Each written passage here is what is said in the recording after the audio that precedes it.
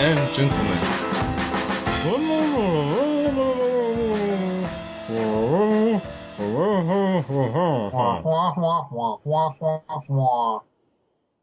And that's me mumbling with a Jawbreaker in my mouth for welcome to another episode of Chick Flick Shuffle. Ed and Eddie can talk fine with Jawbreakers in their mouths. They have huge cheeks. And my you're a cheeks gerbil. burst into a bloody, disgusting meat pulp. You're a gerbil, your point? Yeah, that doesn't mean my cheeks are huge. It just means I have pockets in them. Yeah, you're not like a hamster. Hamsters suck. Ziggy's going to be on your case for that. Today, we take a look at an old 1990s film called Jawbreaker. You see, there was a segue lost somewhere in all that. Yep. Sorry. My bad. And we have with us today Stray. I haven't actually had a Jawbreaker before. No, I've tried one and then completely gave up after I realized I couldn't bite into it. You're not supposed to. I didn't know how to eat it. It was the food was problematic. Have you had a gobstopper? Okay, Gio. And Al once asked me how many licks does it take to get the center of this Jawbreaker. I threw it at him. That owl was dead now. Wow. And of course... By the way, I lost count. Oh. End. That would be me. Oh, Endel. Let me tell you, one of the things I liked about this movie is that it doesn't waste any time getting started. Nope. Like, the whole thing is set up in like 3 minutes. Hey, look at this girl. She's nice, isn't she? It'd be bad if something happened to her. Kidnap her, put a Jawbreaker in her mouth, stuff her in the trunk, she's dead. 3 minutes, movie starts, fantastic. Done. It's not like Steel Magnolias where you're just waiting for it to get started. Or New Year's Eve, where it takes 40 minutes to set up all the storylines. Waiting. And you know what you get when they finally start after all that reading? Ashton Kutcher? Cracking it. Oh, I thought your hate of Ashton Kutcher would take over, but okay. Well, I was talking about Steel Magnolias. Oh. Yeah, I mentioned New Year's Eve because that was more recent. And he wasn't there for Steel Oh, yeah, Magnolias. but yeah. I agree with Jim. I have diabetes. Pay attention to me. So, y'all, let's get this out of the way. This is one of those teen Quote unquote women's movies, so basically it has the same core plot as Bratz and Mean Girls, and She's All That, and Carrie. Only this one is from the 20th century. And it feels absolutely dated. Oh, you had no idea. It does feel really 90s. I'm not going to say that's a bad thing or a good thing, because I think probably feeling 90s works for the film more than it doesn't. Just because no one eats Jawbreakers anymore. The fact that they didn't have cell phones is weird to me now. A little bit. The 90s music that plays whenever they walk down the hall. 90s rock music. Yes. That soundtrack for this movie is, now that's what I call 90s. There is a soundtrack to this movie. I have never heard of a single one of these people. No, except the Donnas. I've heard of the Donnas. Let's see. What this movie is about, And the Scorpion. it takes that core plot of, the popular people, the rich, the pretty, the nice. douchey, the plastics, taking somebody and making them popular. But it does that with a twist. And that twist is the fact that they killed someone before that. And trying to cover it up. Who happens to be one of them, only not a bitch. Yeah. She's It turns out. pretty much she is the rich bitch without being the bitch. Like The bitch is the appropriately dark-haired one. yeah. Everyone else is blonde. Yeah. And we also have the stupid one. And then You have the one that you're supposed to relate to. We have an actual, decent, normal, popular chick. what do they mean when they say she's doomed to be popular because of that face? I don't know. I have no idea. Because she's pretty, apparently. I don't. Apparently by 90 standards. I mean, she's okay, but I mean, I don't get it. Well, Doesn't really the basic plot is, after they kill this girl, after she somehow swallows that entire huge jawbreaker. Well, I think it's because they were moving around so much and threw her into the back of the car. They didn't even look at her. They just threw her back there, closed the lid, and go, whoa, yeah, let's get some pancakes. They were on a highway. Yeah, probably stopped a lot. That moves her around in there. Probably something hit her in the face. And then She hit her head on the hood, not the hood, but the back of the car, and it kind of probably forced it down her throat. Also, remember, she couldn't, like, push it to the front because her mouth was closed. yeah. Gio, you are the chick flick shuffle equivalent of Mythbusters. What do you mean? I don't know how to kill a person. Oh. So you're telling me I should drive down the highway with someone in my trunk with a jawbreaker in their mouth is what you're telling me. I said no such thing. So, they take the body back to the house, and they're trying to figure out what to do with it. No. They're trying to make it look like a rape. No. They left it in their car and went to school. Yeah. I'm talking about the plot, not the story. Oh. Okay, just general plot. It was a rotting corpse. The thing should have started stinking when it was in their trunk. And here's one thing: like when she dies, and everybody's freaking out, trying to figure out what to do, and Rose, I'm calling her Rose because that's the name of her actor. It's funny because she has a speech about naming people Rose. Yeah. It's And her totally name- a cliche. But, she just comes out, like, the first thing off the top of her head. Let's do 50 Shades of Grey. Well, She was into some freaky bondage stuff. They mentioned, And then it just went wrong. they do mention that she is the bitch of the rich bitches. Yeah. Like I said, Of course, she's for once, half of them are decent people. And then the other half are just evil. well. One's evil. One's a follower. One's stupid. One's evil. Yeah, One's a follower. The other one's just there because she looks pretty, and the other one's the opposite spectrum of evil. Yeah, the other one she was friends with the one that died. That's why she was there. That's basically the only reason she was there. Yeah. She was friends with someone whose last name was Mayo. They have the weirdest last names. Like, the popular girl that died, her last name was Purr? Elizabeth Purr. Liz Yeah. Purr. They call her Liz Purr. I'm like, what? You mean Meow? Oh, she's the cat's Meow. That girl was so I creepy. know, right? And then she becomes a bitch. The girl we're talking about, her name is Fern Mayo. She's supposed to be... They describe her as a little geeky.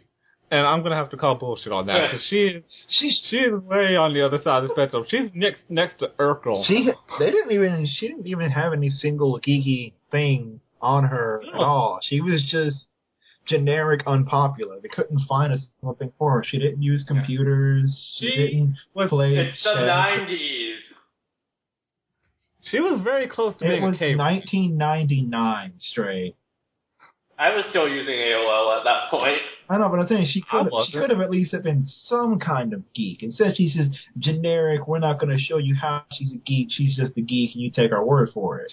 She wasn't a geek, and she wasn't a nerd because she wasn't smart. Exactly. She was just unpopular and dressed And bad. had no friends, apparently. And very stalkerish.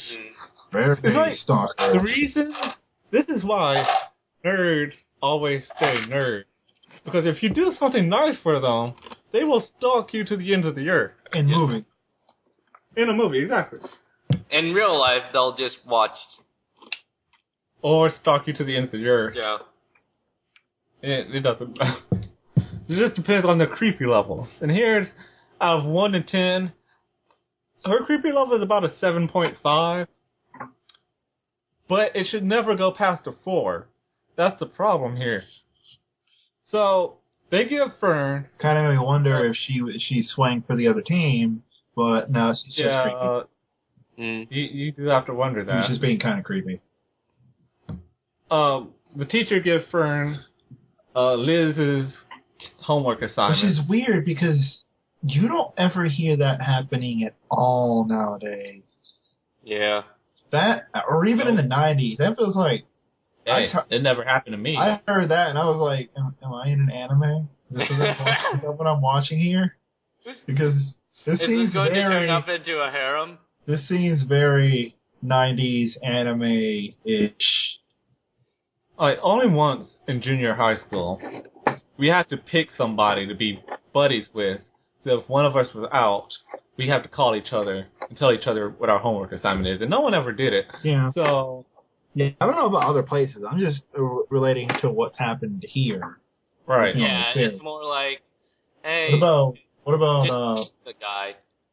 What about for you, Stray? Anything like that up there? No, we just kind of ask people via emailers, crap like that. Yeah, for here, like you come in the class the next day, if you actually tried to do it, if you had friends that were there, you could call them and say, hey, what did I miss in class? Or if you show up the next day and if you didn't do it, you probably didn't have to turn it in. Or the teacher goes like, here's the work, do it. Yeah, here's the work, turn it in by the end of the day or something. Yeah. Anyway. Is your last name Mayo? Why? No. Well, one of their last names... if your last name was Mayo? I know. Oh, why would you... Okay. It probably is someone whose last name is Mayo, and I am sorry. I am so sorry. We both apologize from the deepest cockles of our hearts. But she goes to Liz's house where they're setting up Liz's rape scene. And she overhears that they killed Liz. And they decide, we're going to make a deal. You tell no one about this, and we're going to make you popular. And that's basically the move. Makeover. Wait, how does it so that was a weird makeover scene, wasn't it? And one of the crew kind of starts having second guesses. No, but... Well, she drops out really quick, and that was one of the problems I had. Yeah. Like, she dropped... You don't see her leave the group. It's like, she gets a makeover, and she just automatically... Like, Fern gets a makeover, and then the other girl is automatically gone by the time that makeover. Well, the thing is because right then and there, the balance of power shifted. There was no one to oppose Rose's character, and so the moment that girl had one doubt, Rose is like, nah. That's it. By the way, not a single black person in that school. No, there were black people. The only black person... There weren't any black men. Oh, wait, yeah, you're right. I remember now. There was this black girl. Yeah. The only black person that actually mattered to the movie, I think, was the detective. Other than one cheerleader. But her name, the detective's name was Vera Cruz. Yeah, I don't think it was black. She was not black. She looked black. But I look white. She looked like a very tan Hispanic lady. I look white. Hey, what's your point? Like, she looked like that girl from Gargoyle, the police officer. Lisa Maza. There we go. She had dyed her hair blue. Because no one has natural blue hair. What's wrong with that? Anyway, so here's one thing. This. I want to talk about the atmosphere because it's kind of strange to me. This, like we mentioned before, it's a bit like Bratz. It's a bit like Mean Girls, but it's different, and that it's a lot darker than those movies. But at the same time, it's not supposed to be like take itself seriously.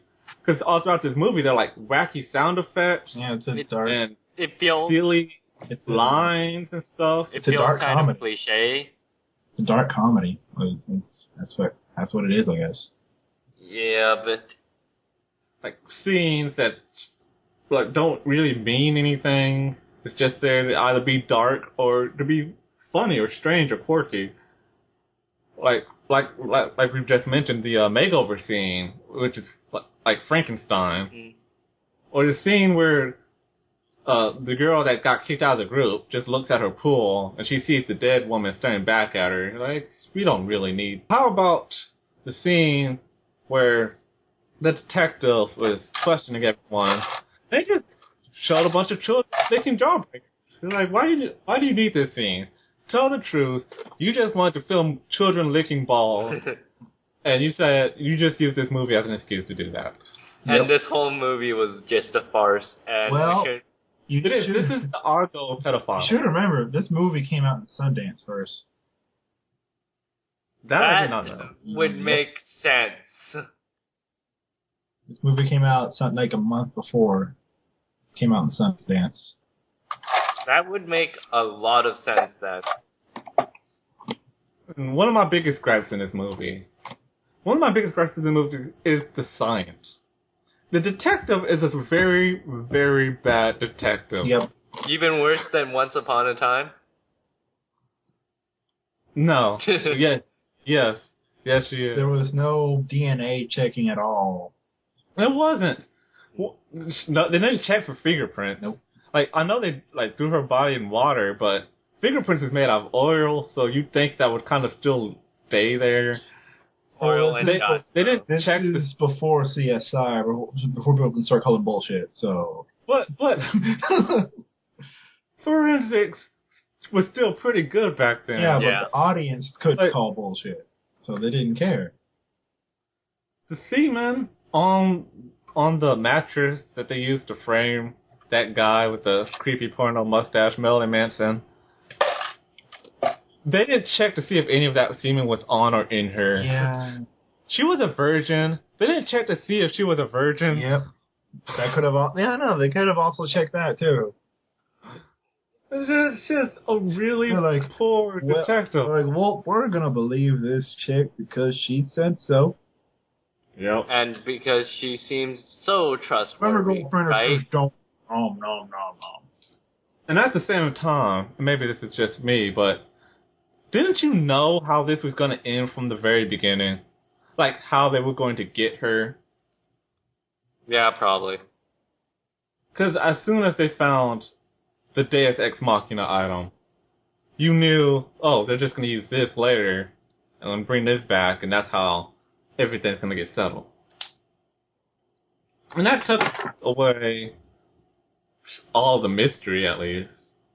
So, the dark murder noir that's, at the heart of this whole scenario is just that terrible. Movie kind of falls flat. I wouldn't say it's terrible, because it does spice up what would otherwise be a generic chick flick.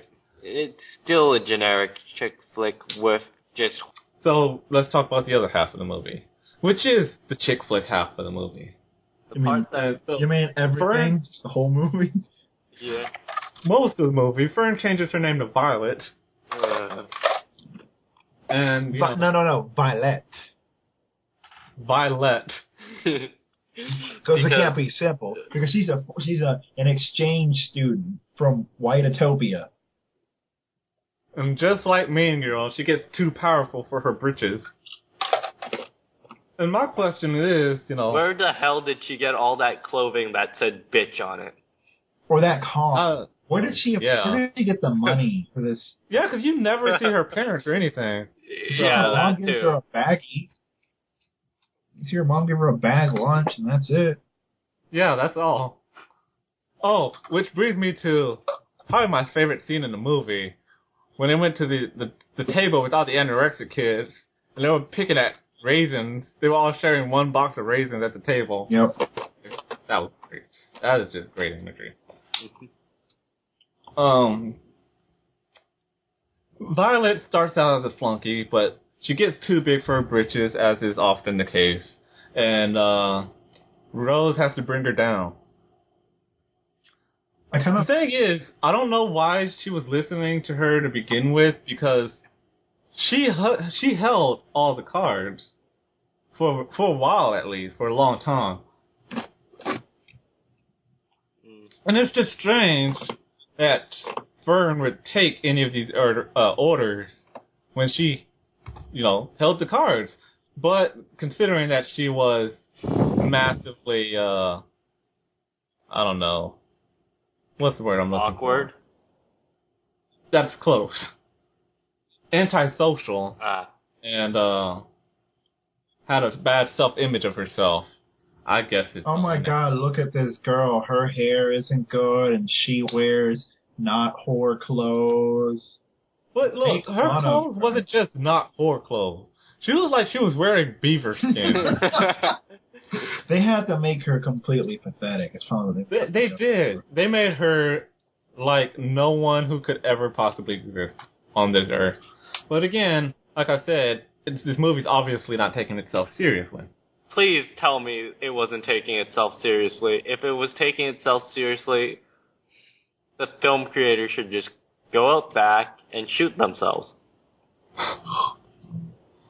Do you remember the popsicle scene? Oh, yes. I didn't get what the hell was going on with that scene at all. Hey, she's a yaoi fangirl. Some women just like guys that like men. You mean most of them? I like to be more hopeful than that, Craig. No, so don't. While all that was going on, the She's All That storyline was playing, one thing I didn't like is that the character that we were all supposed to relate to, her storyline just felt tacked on. Like they didn't know what to do with her, so they just, hey, she finds a guy. Let's watch her and this guy hang out until we need her again. That's basically all that happened to her. So she's basically a plot device. Yeah, kind of. Like I said, in this movie, you do kind of need someone to relate to. Because none of the other women are... How can we, characters as guys, can we even relate to this movie? Probably the drama guy. Yeah, the drama guy's pretty normal, too. He was pretty normal. Because one time when Violet tried to hit on him, he's like, what the fuck are you doing? What the fuck is this? No. No. Get the hell out of here. Get off of me. I smell some skank. Violet is that girl that kissed Diego in New Year's Eve. Where's my girlfriend? I don't know. Not mine, that Diego. So Diego go. Oh, that's just terrible pun work there. Now, as far as likable characters, the main antagonist in this movie, I'm sorry. Serious. You don't like her from the beginning. But then I like her a lot less later on when she threatened to blame everything on the normal girl. And, why? Because it reminded me of The Crucible. Mm. Have you read The Crucible? No, Do you know anything about The Crucible? Because it sucks. My friends had to read The Crucible in school. Yeah, that play just pisses me off to no end. And then they just had to add a little bit of that play into this movie, and I'm like, no. Isn't that the movie where some girls blame another girl for being a witch? They blame all the girls. Each girl blames each other for being a witch because as they realize, oh, we had the power. Now I can get with this man and just say that his wife's a witch. I don't know why I said that in a country accent, if they were British. That's the movie. That's what Puritans sound like now. Another thing about this movie that I noticed, not that I didn't like or dislike, but I noticed, man, they sure like to walk down those hallways. Oh. And then block the entire hallway. And I love how they even did it when no one was in the hallway. Like, they would walk side by side and strut themselves in slow motion while no one was there to see them. And at first I was thinking, why are they walking down these hallways like so many times? And then I realized, wait a second. Every time they walk down this hallway, the plot kind of changes directions. These are hallmarks. Oh, that's brilliant.